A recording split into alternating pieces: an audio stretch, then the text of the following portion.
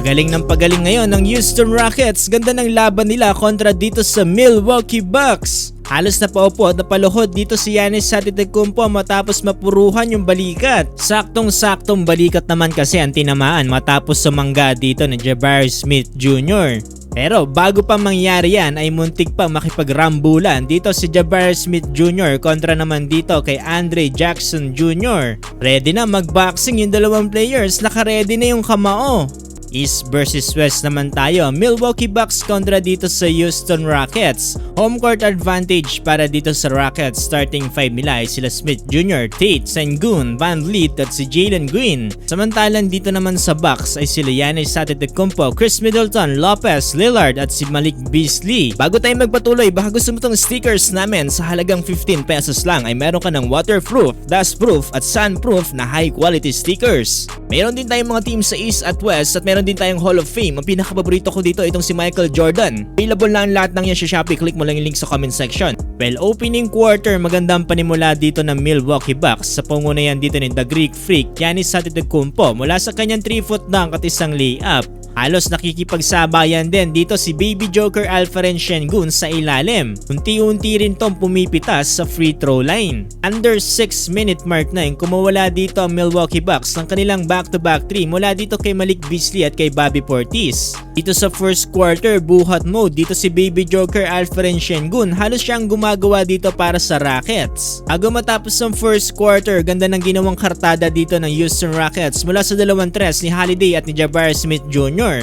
Dahilan para maging lamang na kaagad sila dito sa Bucks ng double digit 29-18. Opening ng second quarter, isang tres ang panimula dito ng Milwaukee Bucks mula kay Pat Connaughton. Samantalang patuloy pa rin ang kartada dito ni Giannis Antetokounmpo. Halos wala na nga rin siyang katulong dito. Medyo inaalat pa dito si Giannis sa second quarter, shooting 2 out of 6 from the field. Tapos ang balik sa kanila dito ng Houston Rockets ay puro outside shooting.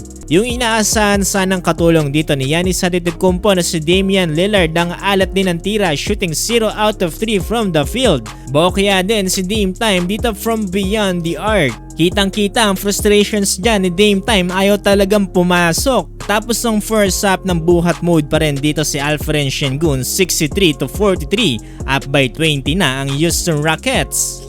Third quarter, naghahabol pa rin dyan ang Milwaukee Bucks. Nangunguna pa rin dito si Giannis Antetokounmpo, The Greek Freak. Ganun pa rin, pagkatapos pumuntos ni Giannis, sagot naman ng tres ang Houston Rockets mula dito kay Jabari Smith Jr. Under 10-minute mark, medyo nagkakainitan na dito si Jabari Smith Jr. at dito si Andre Jackson Jr. Nagsimula ang lahat matapos dito ang hindi magandang box out ni Andre dito kay Jabari Smith Jr. Parang pininahan kasi sa puwet, talsik tuloy si Jabari Smith Jr. Kaya ang ginawa ni Jabari Smith Jr. gumanti naman sa kabila, tinulak agad dito si Andre. Dito na nagkaroon ng tensyon sa pagitan ng dalawa, muntik pang magkasuntukan, nakaredy na nga yung kamao ng dalawa, napigilan lang. Buti na lang hindi na lumalato at nagpatuloy na agad ang laban.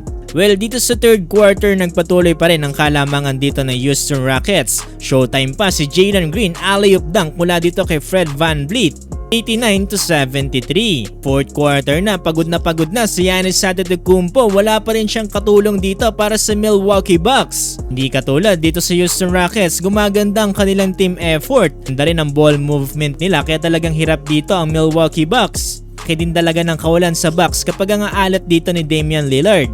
Dalawang tres pa ang pinakawalan dito ng Rockets mula kay Jalen Green at kay Fred VanVleet. Sobrang pagod na rin siguro ni Giannis Antetokounmpo. Sumakit na yung balikat niya dito matapos sumalpok dito kay Jabari Smith Jr.